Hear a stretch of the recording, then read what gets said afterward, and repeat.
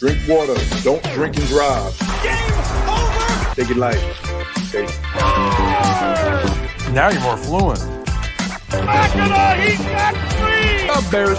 So this is really good right here. Absolutely. Let's do it.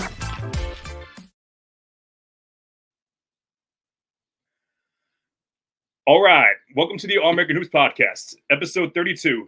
Coming to you live from the Sports Fluent Media, whether you're watching from Facebook, Twitter, most recently LinkedIn, or the Sports Fluent Facebook. Okay, as mentioned, Facebook, there's another account as well. We got a great show ahead of us. It's been a while since I've actually worn a hat on this pod. It's in honor of the MLB All-Star Game tonight. It was been a few weeks since that. We don't talk about baseball a ton, but I'm just going to mention subtly that it's absolute BS that Francisco Lindor and Brandon Nimmo are not part of the All-Star Game, two of the best players in the National League.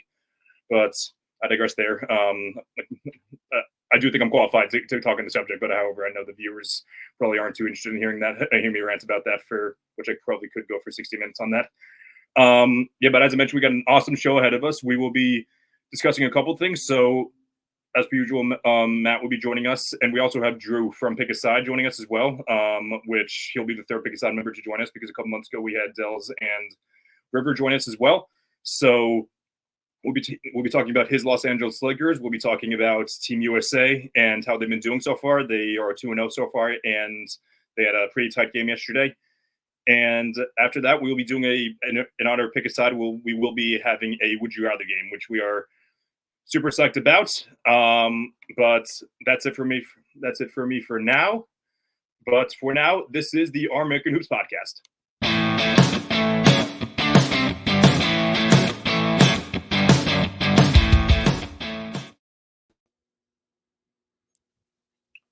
Welcome to the show.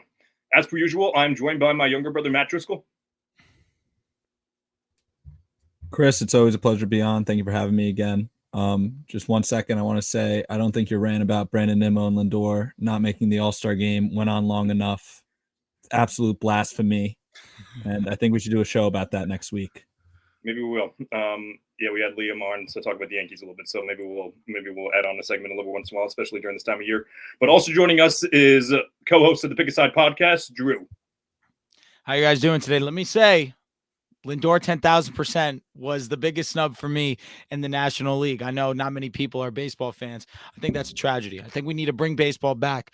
But Francisco Lindor has been arguably the best shortstop in the National League this season. Of course, can't say the AL because we got some dogs over there in the American League right now. But, I mean, you take out April, Lindor has been right up there with the best of them, and that's just the God's honest truth. But again, we're here to talk about basketball. Yeah. Let's not talk about the Mets. I'm a Yankee fan myself. I respect the game, and I respect good play, and the Mets have been playing some really good ball. Yeah. Drew, I know that I up until last night, I know that you're a baseball fan. So you're tweeting per Bobby Wood agenda, which I'm a big fan of Bobby Wood too. That people say that all the time. They never really are sure that I'm a baseball fan, but baseball was my first love. Baseball was the sport that I played growing up. I played my entire life until, of course, I hit college. But yeah, baseball was number one, and the main reason why I'm such a sports fanatic. Baseball will always be in my heart to the day I die, for sure. That's awesome. We won't disrespect you too much for being a Yankees fan, but however, at the very best, you'll be our second favorite Pick a Side guest because Dell is both the Mets fan and the Celtics fan. And so that's one thing that he'll always have the edge on you on. But we'll see how today goes, though. Fair enough. I'll try my hardest to beat that mark. Yeah, I'm sure. Yeah. All right. So, Drew, thanks so much for coming on. Both of us are a huge fan of your show, so appreciate it. So as I mentioned, both Dells and River came on. We still haven't had Joel or Joel or John. John. Yeah, I don't know why I drew a blank there for a second. But both of them great ball knowers as well. So hopefully they can come on as well soon. But I'm not expecting you to give away any spoilers for those who haven't subscribed yet. But how did that one-on-one magic go between River and John? It was good. It was everything I expected it to be, truthfully. It was entertaining. It was fun. It was funny, more importantly than anything. But I think the fans really got a good crack out of it. I think we did a great job of promotion. We really did a great job of drawing people over to our Patreon. That was really our main goal. But I give a lot of credit to Riv. I give a lot of credit to John. The two of them brought their A game, and they've done a great service to pick a side. And I hope that people decide to subscribe to that Patreon. It's only $1. So if people are really interested in watching that 1v1, you can go and find that at the Pick a Side podcast Patreon. But after we get off the show, I'll let you guys know who won if you haven't seen it already. Okay.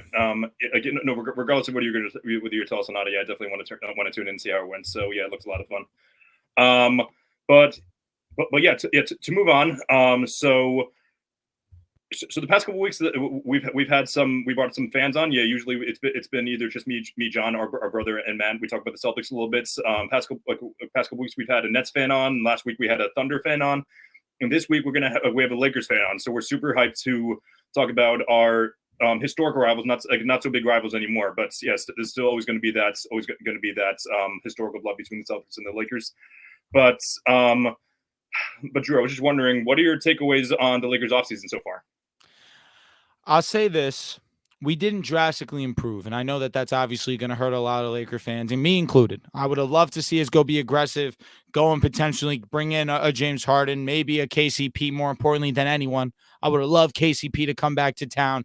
I would have loved for us to be the ones to be aggressive and go trade for Alex Caruso. I would have loved for us to go and bring in a big man, really, but none of those things happened. What our big moves were bringing in JJ Redick and essentially D'Angelo Russell accepting his player option.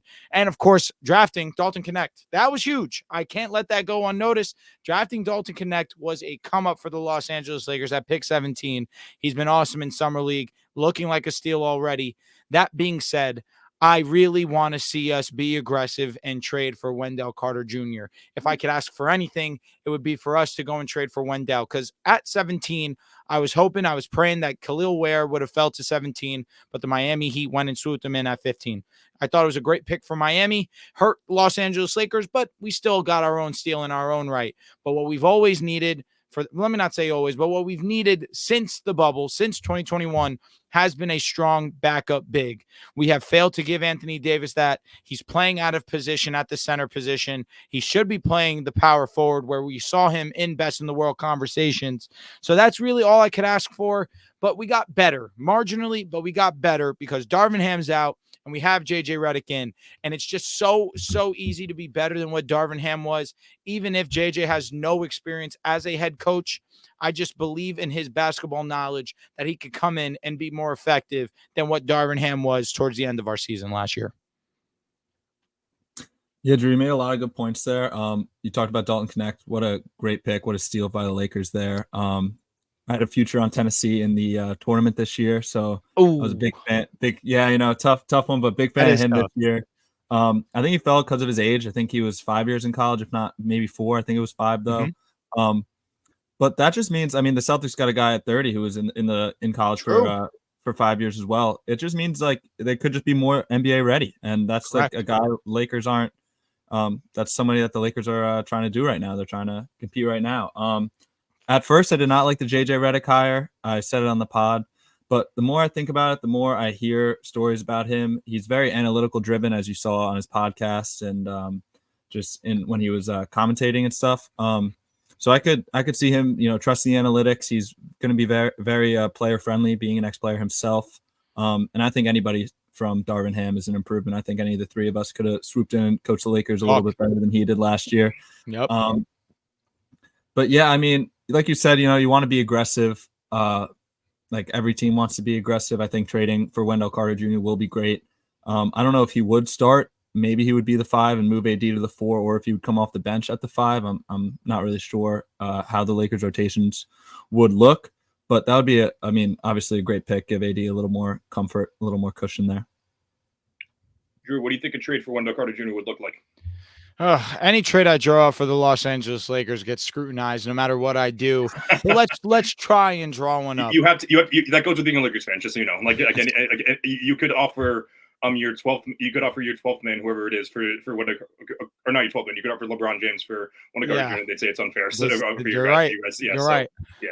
But I will say it is a skill of mine, a talent, truthfully, drawing up bad trades and thinking that they're good, really convincing myself that they're good. But we're going to try. If I had to say, I probably would throw in D'Angelo Russell in there because the Magic do need shooting. They do need spacing. They do need a true point guard that can not only score the basketball, but also play make. It's not a huge deal that he doesn't play high-level defense because everything behind him is so great and so strong fundamentally and foundationally for the Orlando Magic. We'll give you D'Angelo Russell, and probably I'll throw in Jalen Hood-Schifino. Probably, I don't want to give a first-round pick, truthfully, because I know Wendell Carter does struggle with his injuries, but at the same time, I know our future first-round picks are going to be valuable because LeBron James is going to be 40 going into the season. Who knows what happens with Anthony Davis after LeBron does retire and or leaves the Los Angeles Lakers. So I want to hold on to 29. I want to hold on to 30. If I can give away seconds, I would love to do that. But really, the prize of the deal for the Magic would be a D'Angelo Russell with a potentially Jalen Hood-Schifino or a Gabe Vincent.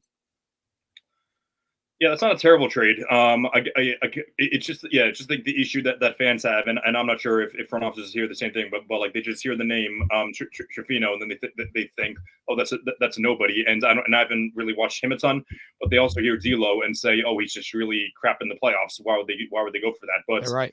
I think that D'Lo has become very underrated. I think not only has he become underrated, I feel like he's been underrated for the past year or so because he definitely has his moments, and I think that the chemistry between him and AD is very underrated. I think the pick and roll between the two of them is definitely quite fitting. There are definitely nights where he is that third option and not Reeves. I don't know if the two of them. I think the two of them are great fourth options. I don't know if either of them could be a third option on a championship team. But both of them are good fourth options, which raises the Lakers ceiling for sure. So I'm just so like that would be interesting for sure, but. So I guess I'll ask you this question first, and then then we can follow up with if the hypothetical where they do get Wendell Carter Jr. or like another piece. Mm-hmm. With this current roster that the Lakers have, what do you think their floor is, and what do you think their ceiling is? I think our floor is a playoff team. I genuinely believe that regardless of what happens, we are going to be a playoff team. Last year, we drew the ultimate terrible stick of having to play the Denver Nuggets in the first round, who we all know, we all can agree, they just have our number. They just are built perfectly to handle what we are, and we don't have any secondary options outside of LeBron James and Anthony Davis that can win on a consistent basis. And on the defensive side, as great as Anthony Davis is, he cannot hold Nikola Jokic, not even a little bit. No one can, to be fair, but at the same time, it does not matter. Nikola Jokic is such a mismatch. And then you have nights where Jamal Murray now in the fourth quarter can't miss. MPJ suddenly becomes the second coming of Jesus Christ when he's playing against the Los Angeles Lakers. I think our floor is a playoff team. I think our ceiling is a championship, going to the championship, not winning. I don't know if we'll match up that well against Boston, truthfully. I just think that they're such a stacked team. But LeBron, he just strikes fear into those Boston players' hearts. Who knows if that just mentality kind of shifts. But I have to respect the reigning champions. You get over the hump now. There's nobody that you feel like you shouldn't beat. But realistically, I look at the Thunder. I look at the Nuggets. These are two teams that I feel like we're going to have difficulty with this upcoming season. Last season, I would have said if we saw the Oklahoma City Thunder in round one, we were handling them. They did not have an answer for Anthony Davis. They had no backup protection for Chet Holmgren. That was going to be food. No doubt. I had no worry about that. But always, Denver, I feared. This year with the Thunder, they have Isaiah Hartenstein. Now they have some back protection for Chet Holmgren. If Chet Holmgren wants to be the roamer and you put Isaiah Hartenstein to play one-on-one with AD, that's going to be very nice. And then, of course, Alex Caruso, who I don't know if you guys listen. I love Alex Caruso like a brother. To me, I think he's the best perimeter defender in the league outside of a Drew Holiday. He can switch 1 through 5. He can shoot the basketball. He can handle the basketball. They got an awesome player. I can't emphasize that enough. I think the Thunder are a near perfect team. To me, this is the favorite to come out of the Western Conference, but I can't leave Anthony Davis and LeBron James without any credit or any respect. I always give them the benefit of the doubt that they can go into any series and win, but You need those secondary guys to really show out, and that's where my fear becomes with the Lakers. Yeah. Sorry, Chris. Is it? Should I give my? No, go ahead. Yeah, Go. go, Matt. Yeah, absolutely. Drew, you're really not going to like this. I do not know if the Lakers are going to win a playoff series next year. I hate to do it to you, but Who are we playing? It depends. Like, if I don't think they could beat. You mentioned the Thunder. The Thunder's problem was that they didn't have a true five. They went out and got it, and then they traded Josh Giddey, who ended up cooking Team USA the other day. But Max. Josh Giddey for Caruso without any picks, like that's a steal for the Thunder. I think they're the favorites to come out of the West. I do agree with you there.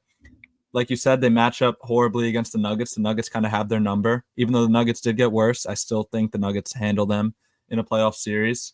I don't think they beat the Timberwolves, and I don't think they beat the Mavericks either. And I think those are going to be the top 4 seeds. So, I mean, it is tough counting out LeBron and AD, but I'm going to do it just because the West is so stacked. I respect that. To me, the Mavericks, I think that the Lakers still can match up well against them. And in a playoff setting, I like our chances against the Mavs.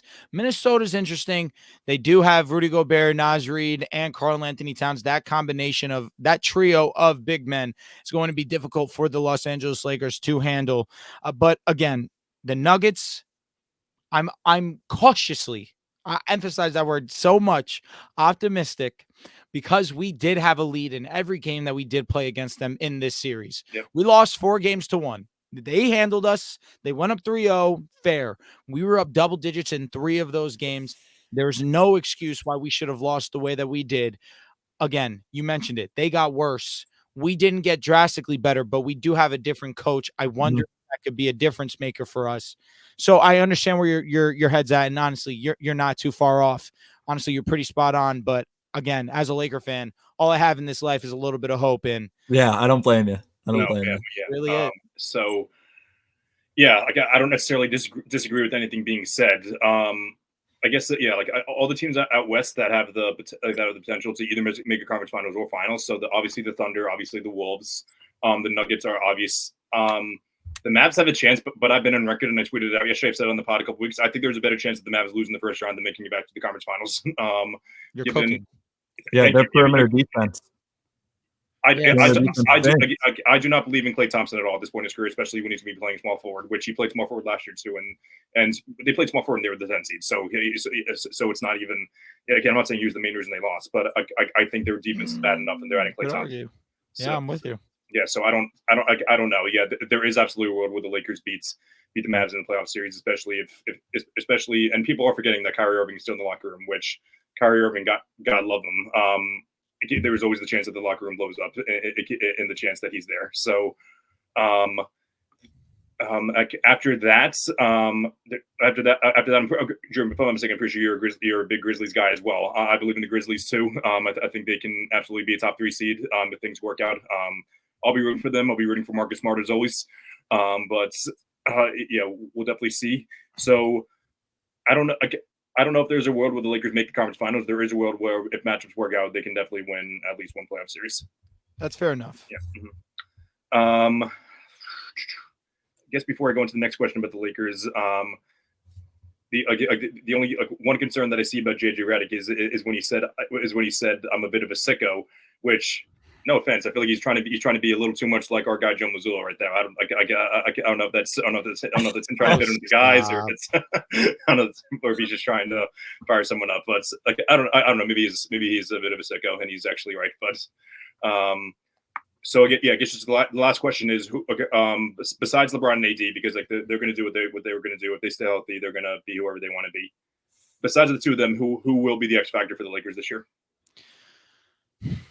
That's always a tough question for me to answer, because you look at what we've needed, especially this season, it's been that point of attack defender. And our point of attack defender the season prior was Jared Vanderbilt. He got played off the court because he couldn't knock down open jump shots because defenses weren't respecting him whatsoever, rightfully so. Last year, we needed him pretty terribly. He never came to our rescue, of course, because of the injuries, and we never really had that true point of attack defender. our point of attack defender ended up becoming Austin Reeves. And how unfair of that is that to him, where he has to not only be our secondary ball handler, he has to, in some moments, be our secondary scorer, and then on top of it now has to be our primary defender on the main ball handler on the perimeter. I think that Austin Reeves has a terribly unfair job, but the X factor to me probably becomes a Jared Vanderbilt, but that's really it's a lame answer, and it kind of speaks to the landscape of the Los Angeles Lakers. I want to say the genuine X factor for the Los Angeles Lakers is JJ Redick. What are you going to do for us as a head coach that Darvin Ham wasn't? To me, what comes to mind very easily is rotations. In the playoffs, you did a terrible job of rotations. 2, what are you going to do to draw up plays to get Anthony Davis the ball late in games? We saw in that Nuggets series where they have 3 bodies on Anthony Davis from time to time. They're doubling Anthony Davis religiously because they're not respecting Rui, they're not respecting D'Lo, and they're to a degree not respecting Austin Reeves because he's gassed on the defensive side when he comes over to play offense.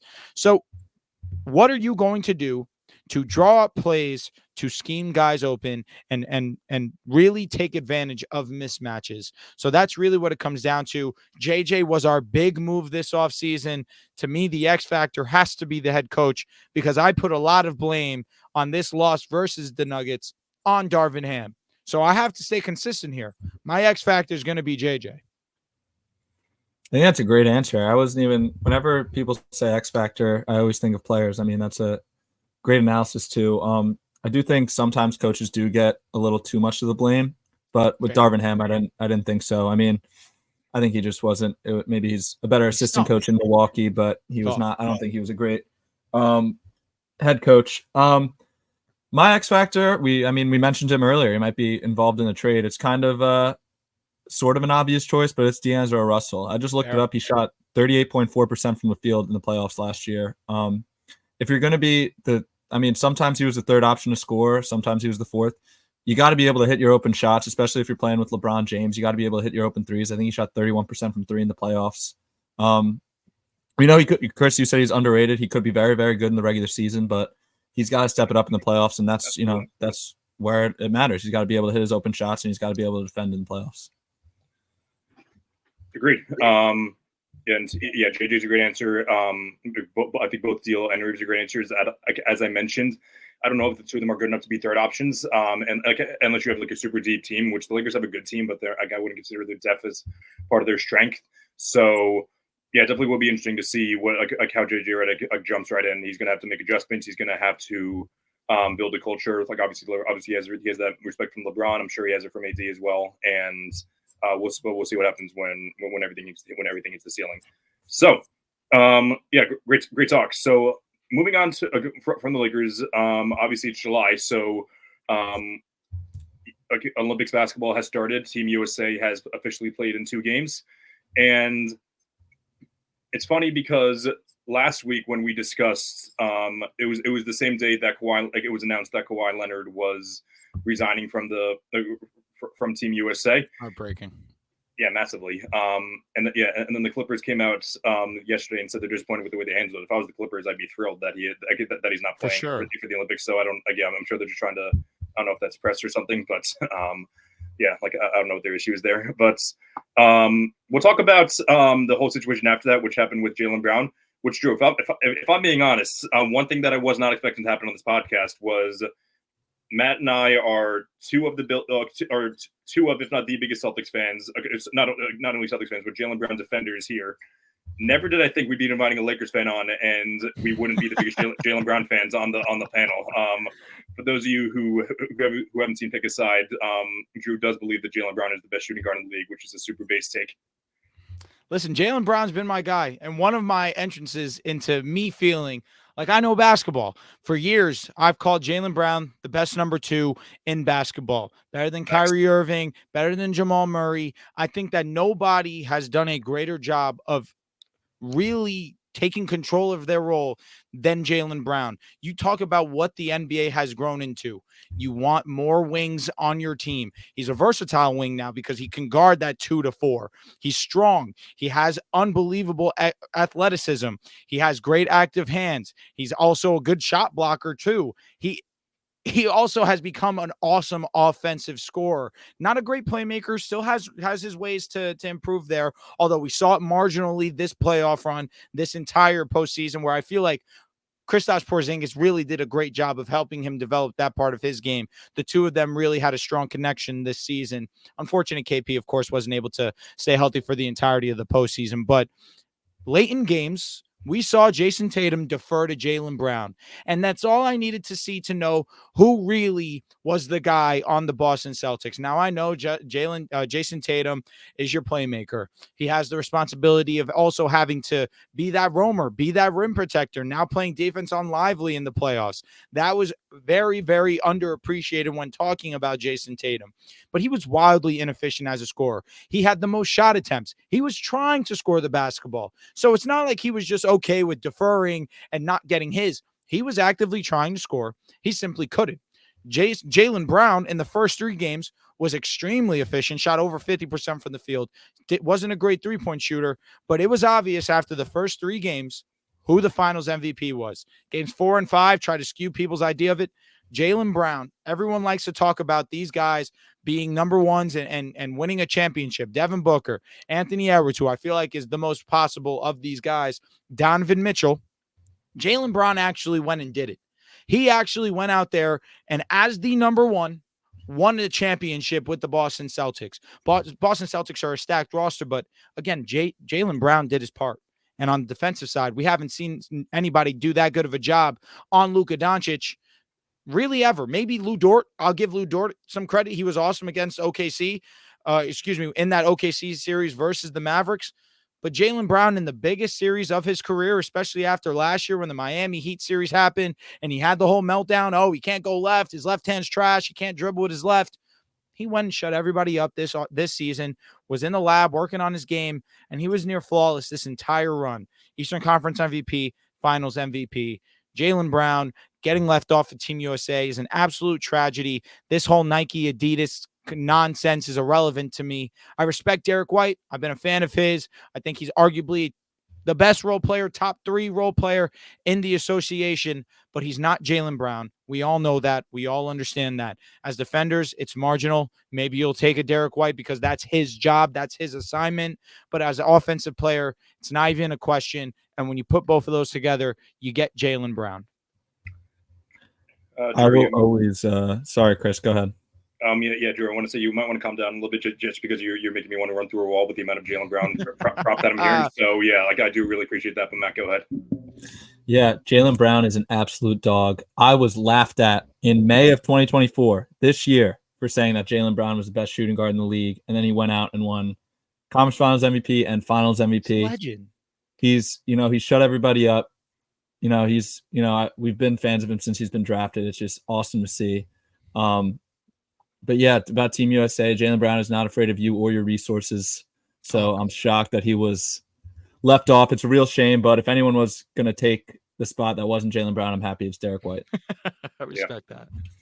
Only thing I'll say about Jaylen Brown is, someone was messing around because after the whole incident yesterday when he was talking to his girlfriend and Angela Reese about that was distasteful. Yeah. I know. Yeah, about Bronny. And it was hilarious about like how Jaylen sent a follow-up tweet clarifying about what he had to say and everything. And then someone says, "Wow, is Jaylen really afraid of LeBron? But he's not afraid to speak out against the biggest shoe brand ever." so yeah, maybe Drew, maybe you got something cooking when you said LeBron has something in the Celtics mindset. So yeah, I don't know. Does. Yeah. So but now to talk about the actual basketball side of it. So I watched both games 1 and 2 against Canada and Australia. Now I feel like it happens every year where I shouldn't say every year. It's only been the past 2 years. No, what you mean USA basketball. Mm-hmm. Yeah. The past 2 seasons I want to say where USA has struggled a little bit chemistry wise. I was expecting that in 2021, given that we didn't really have our A game. Obviously Jason Tatum was borderline top, he was borderline top 10 at the time. KD was obviously one of the best. I thought he was the best player in the league at the time, and just Dame, Booker. So obviously those are some of those were fantastic players, but they're not really the best of the best players in the world. And this year, it's they don't have like the top like 3 or 4 best. Like, they don't obviously don't have Giannis, Jokic, or Luka or Shea. But still, they brought in all the best American talent, so I really didn't think they would struggle chemistry wise going into it. But they've struggled a little bit, which obviously like I'm not asking them to click right away, but I'm not crazy concerned about the idea of them losing to either Canada or France. I guess those are the two teams that they would struggle the most against. But Matt, what are your takeaways on what either Team USA needs to improve on, or if there's anything that or if there are any concerns on your end? So I have to admit, I did not watch the game live. I just watched the highlights and I read a couple articles about it. But it seemed like USA turned the ball over a lot. I think it was 15 times or something, and the game's only 40 minutes, so shorter than NBA game. Yeah, 18 turnovers from the United States. 18, geez, it wasn't even 15. Yeah, that's a lot in an NBA game. Like that's eight less minutes. Like you said, Chris, it's going to take a second for chemistry wise. I think no matter, like, this just shows you how, like, making a team is tough. Like, creating a team is tough. You could have the best players in the world, and it still takes a couple games to mesh. But Josh Giddey and Jock Landale were kind of cooking us a little bit. But I think, it's just exhibition games. So I think once like medal play starts, they're definitely step it up. But I mean, Curry, I'm looking at the box score now. Curry went 1 of 6. I don't think that's going to happen a ton. Everyone else kind of played very well. I mean, AD came off the bench. I don't know if they're going to move him to be a starter, but he was the reason USA won that game.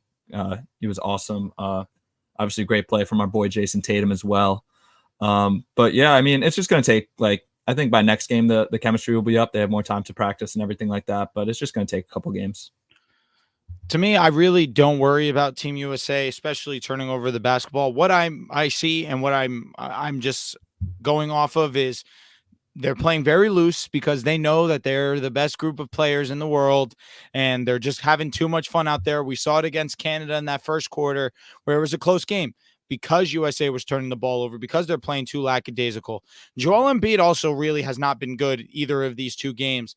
Anthony Davis has by far and away been the best player, particularly in the front court. As a shot blocker, as a scorer, he's been awesome. Give a lot of credit to Anthony Edwards also. Came out really hot in this first quarter versus Australia. Definitely cooled off towards the end of the game.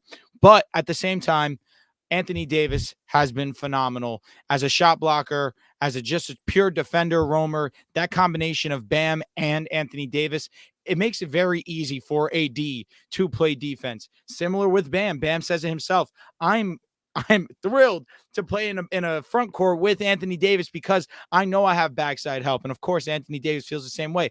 Both of these guys go through the same hardships on each of their individual teams where they do not have backup bigs that they can play that roamer and really have the level of success that we know that they can have. But I'm not worried about it. The showcase is just to kind of get in the swing of things, just to gain a little bit of team chemistry. But the highs of this Team USA that we've seen in these two games have been so smooth. I mean, that block that you have against Canada by LeBron going the other way, you have Tyrese outlet it to Joel Embiid. Joel Embiid with a nice no-look pass to Devin Booker. Devin Booker all net. It's just going to be such a beautiful brand of basketball that we get to see from Team USA. I'm not overthinking this game versus Australia. The only way that Team USA loses is if they take their opponents lightly and they don't give 100% effort. I don't see that happening, especially in the Olympics. But in the showcase, that can always happen because end result really does not matter. This is solely exhibition, trying to put your best foot forward to get ready for the real competition that is the Olympics. Absolutely. And yeah, obviously, Steve Kerr is obviously just like working with what he has, like all the information he's making, all the rotations that he can. And he's getting crucified for saying like, oh, what the hell is he doing? Like, what moves is he making? He's just experimenting. It's not, as you said, it's not that deep with everything going on. But yeah, I am interested to see how we what exact starting line should be built. And we did this last week where we talked about what we think like the best, what should be like either the starting or I guess the closing rotation should be in tight games. Matt, if I'm mistaken, did you have Anthony in your closing in your line last week? I don't think you did you?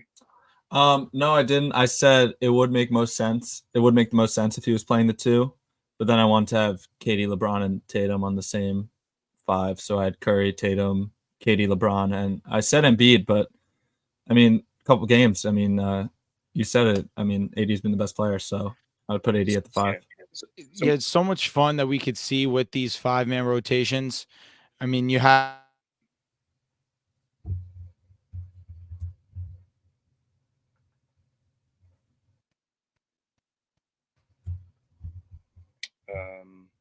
Okay. Yeah, I don't know if you cut out there. all right, we're here. Sorry, y'all. No, you're good. Yeah.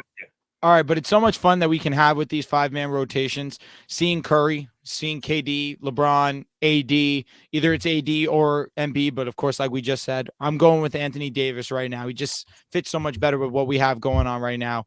But then, of course, whether it's Tatum, whether it's Anthony Edwards, if Anthony Edwards is going to continue to play the way that he has so far in these first 2 games, I'm fine with either or. I'm a Tatum guy over Anthony Edwards because you have the fact that Tatum can be a playmaker, is a great defender in his own right, great rebounder also. I think that would be my lineup, but either which way you shake it, again, we have such a luxury of having just unbelievable talent on this team. But KD didn't even play against Team Australia, and we were still able to come away with the W. So, again, it's going to be so much more entertaining, so much more fun, so much more serious when we get into the Olympics, because we really will see this team at its full form. And I realized that last week, like when I said last week about how we talked about Jaylen Brown or like being a replacement, when I said it was Kawhi, I was actually mistaken. It was when we were talking about if KD is gonna end up stepping out. But I don't know if that's on the table or not. Cap strains are, like, as we mentioned, are pretty risky to play on. But I don't know if he's just gonna take a cool or whatever. But yeah, I'm pretty sure that the same, like, or I know that at the same line as Matt's. It was Curry, Tatum, LeBron, KD, and Embiid. But I did, however, mention that it would have been cool to have Kawhi on the mix instead of Tatum, because like those 5 guys are debatably the 5 best players of the 2010s. So that would have been sure. That would have been really cool to see. I also mentioned that I would go in blacktop mode and play up against those 5 guys in Hall of Fame mode to see if I was able to take them down. Point. Yes, exactly. Yeah. It didn't win a ton, honestly, on Hall of Fame mode. Yeah, so I just step it down to either superstar or all-star version, depending on my type of nights. But yeah, before we move on to the next topic of USA, which we don't have a ton to talk about regarding it, one thing I love to do on the show is actually break very minor news. So very minor news. Drew, are you familiar with Lindsey Harding from the Sacramento Kings? Yes. Yeah, she has agreed to become an assistant with the Los Angeles Lakers. Love that. Yes. All right, good for her. Let's go. Harding leaving the Kings to rejoin JJ Redick, whom she spent time with on the Sixers staff and as a Duke All-American. So that is pretty cool. Yeah, absolutely. Let's go. A little inclusivity with the Los Angeles Lakers. That's what we're all about. Absolutely. Yeah. So Woj just reported that 2 minutes ago. It's funny. Like, I've broken some news before. Broken news. It's obviously like we got 2 people watching now, but it's been I did actually when Tyrese Maxey won Most Improved Player, and then I also did it when Kawhi Leonard was announced, which obviously not anymore to be announced on the USA team. So we love doing that in this pod. We released all the takeaways for Canada and Australia. Drew, like, are there any teams that you think, not take down USA, but any teams that you think can give USA a run for their money? No team really puts fear in my heart. The only team that I will acknowledge is that if they do play at 100, let me say 2 teams. I think at 100, I respect Team Canada. You have SGA, you have Jamal Murray. Those 2 are great on the perimeter. That could really give difficulty to Team USA, but at the same time, Drew Holiday being on the roster kind of shuts down any real fear that I have on the perimeter.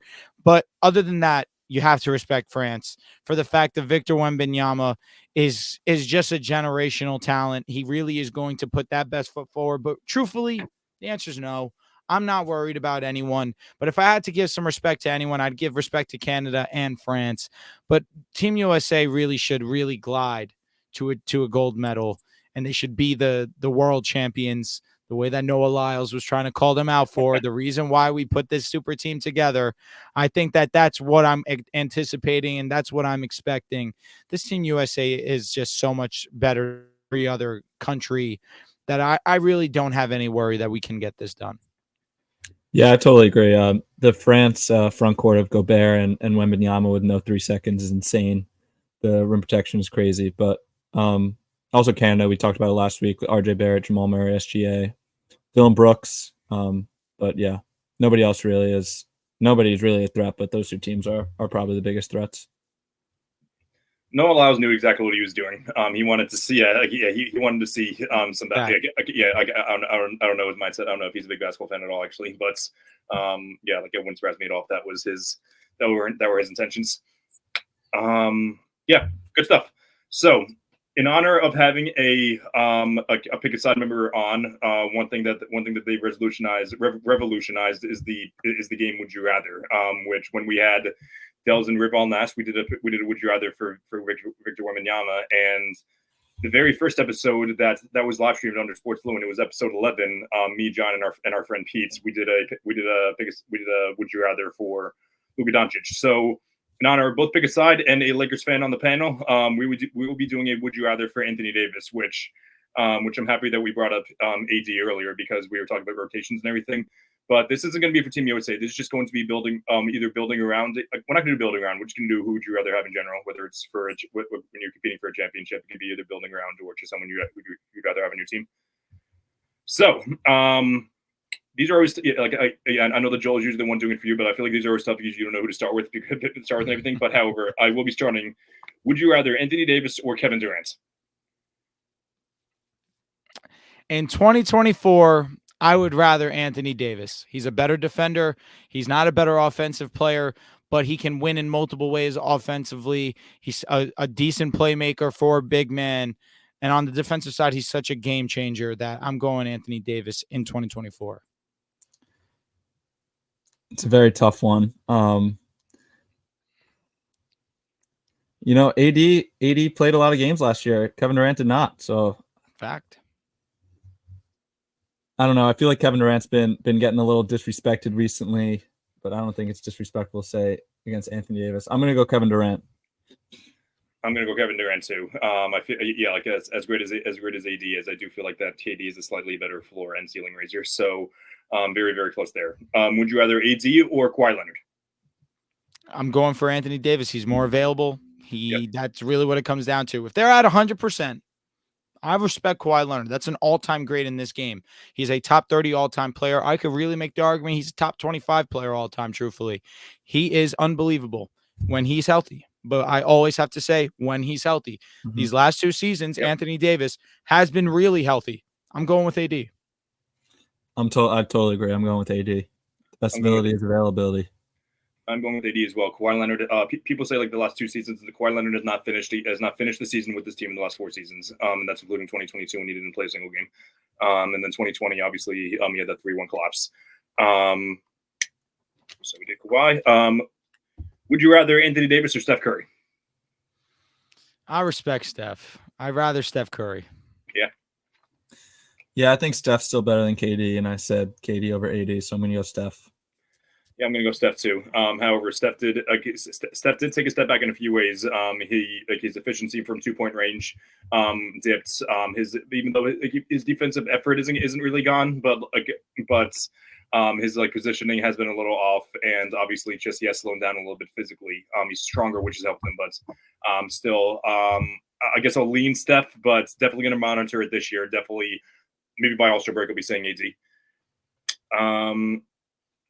Anthony Davis or Luka Doncic? Luka. Luka's a top 2, top 3 player in the world at absolute worst. As I may not be the hugest Luka Doncic fan, I respect his game. Probably the best scorer in the league. I'm going to go with Luka too. Luka or Shai Gilgeous-Alexander? Okay, wait, no, sorry, AD or Luka or Shai Gilgeous-Alexander? I'll go SGA also. I think SGA is a top 5 player in the world. You can make the argument that he could be a top 3 player in the world, truthfully. But I think when it comes to him and Anthony Davis, offensively, it's drastic. Shai Gilgeous-Alexander is one of the best offensive players in this league. And then defensively, Shai Gilgeous-Alexander is one of the better two-way players, especially for being one of the more elite level players in the game. I'll go SGA. Yeah, I don't know if he's top 5, but I do agree. I think SGA is over AD.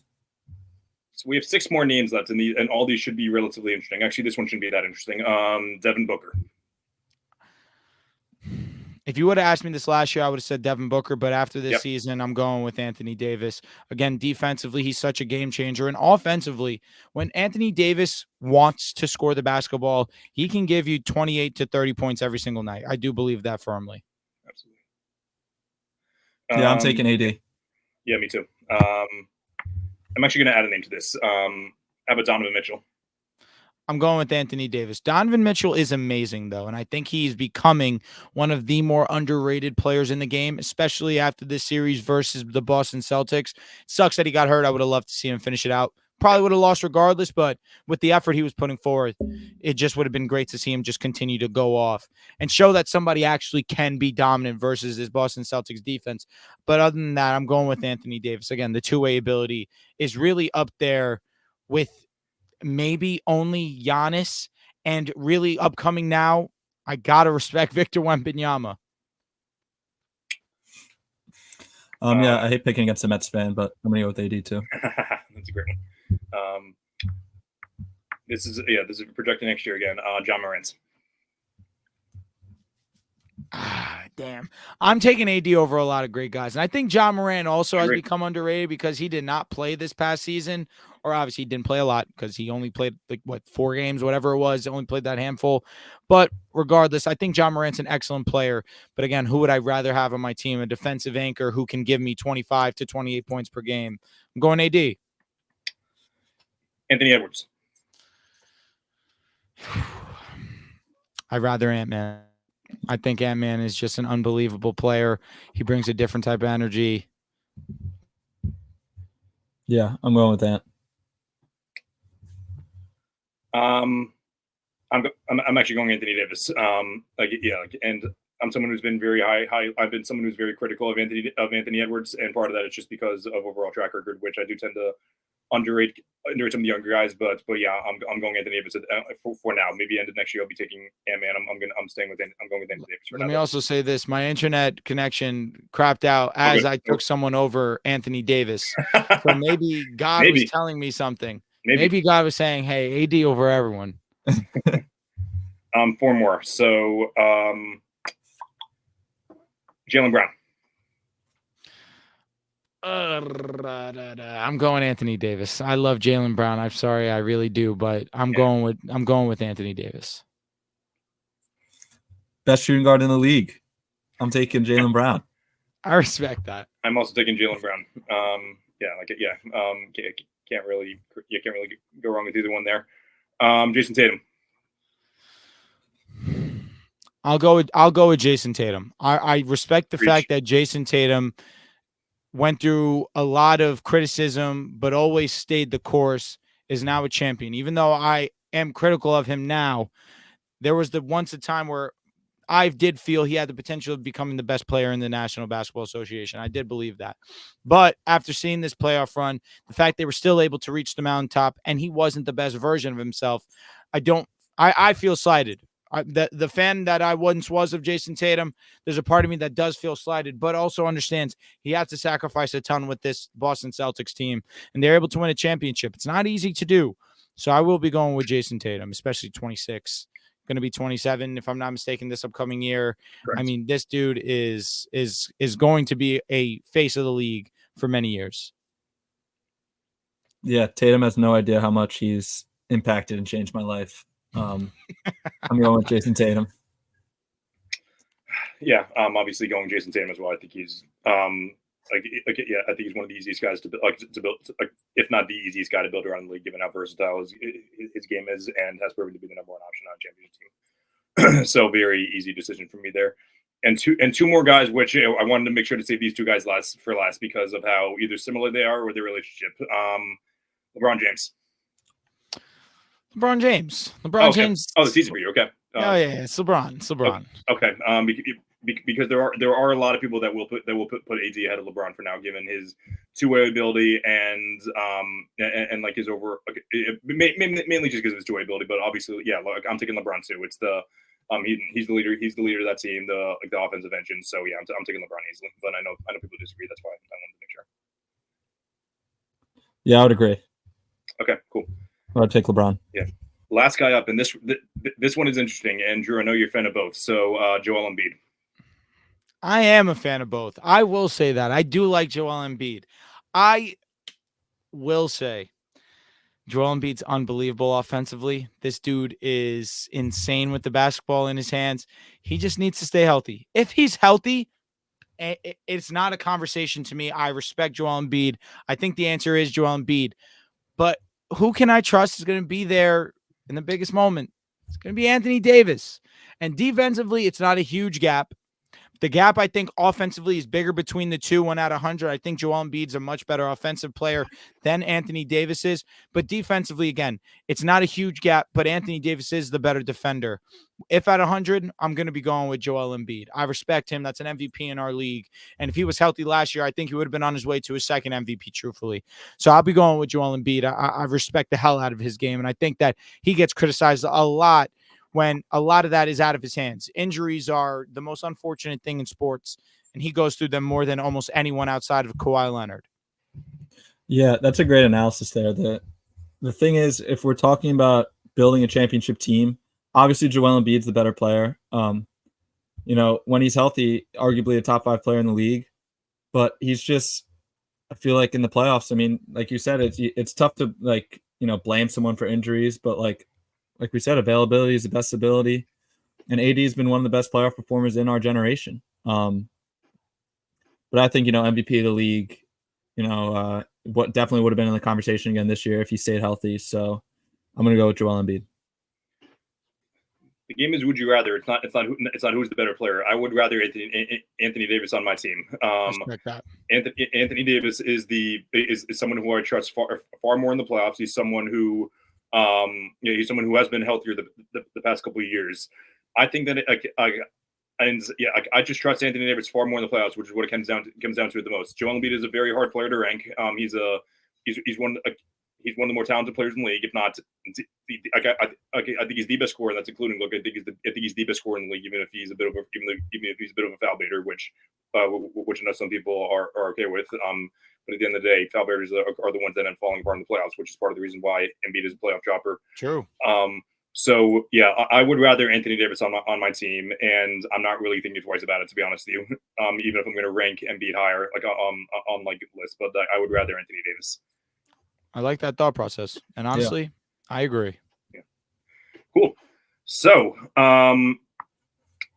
that's a lot more Lakers propaganda than I thought I was going to give today. Love that for us. Yeah. Love that for us. Yeah, I'm going to need to brush my teeth a little bit. Given and maybe we our father's the one who gave us the Celtics fan, and so maybe we edit out this part when he watches, even though I don't think he's watching it live. So we'll see what we can do about that. Okay, so before we go, Drew, do you have any plugs for us? No. I mean, if you guys are watching, first out, shout out to you guys. I appreciate you guys having me on the podcast. I always want to shout out you guys for bringing me on and just having me a part of the conversation. If you guys want to know more about me, go to Pick a Side Podcast and watch the podcast. That's all I can ask for. But again, shout out to you guys. Keep doing you, and I appreciate the invite. Absolutely. And if I'm not mistaken, your ex username is First Responder Drew. So my name is First Responder Drew. My @ name is @Handrew 5 A's. Okay, yes. Got it. Okay, awesome. So give a follow to Drew. Like and subscribe to the Pick a Side podcast. Definitely one of my favorite podcasts to watch. Just a bunch of guys who just enjoy talking ball. So definitely enjoy that. But Drew, thanks very much for coming on the show. We always love having other creators on the show. Matt, always a pleasure having you on. But for now, just a couple of plugs on my end. First of all, check out the merch in the bio. I've done the past couple of weeks. Sports Fluent Printify is the website. If not, you can also click the link in my bio. Where's my bio? I made sure that I timed it perfectly on the banner. Make sure to follow All American Hooper on all social media platforms. That's all, the same thing on Instagram, on Twitter, on TikTok. Make sure you subscribe to the @SportsFluence podcast and not podcast, the Sports Fluent channel on YouTube to catch every episode. We go live Tuesdays at 6:00. Make sure to follow @SportsFluence on X, Instagram, and TikTok. Take a look at my column on primetimesportstalk.com. And one more plug tonight on the Sports Fluent channel, on this channel currently. The Hoopstorians podcast will be hosting the very first Sports Fluent Hall of Fame. All of us here at Sports Fluent put in our votes to Sports Fluent, aka Tony, aka Sports Fluent, to discuss who we think should be inducted into the Hall of Fame. That's every NBA player ever. So we'll be going over who we picked, and then he'll be revealing the top 5. So some awesome things to go on there tonight. Take a look at it tonight at 10:00 Eastern. So once again, for those of you watching, thanks so much for tuning in. For those of you who are waiting to a later time, thanks for watching again. This has been the All American Hoops podcast on Sports Fluence. Everyone else, have an awesome night.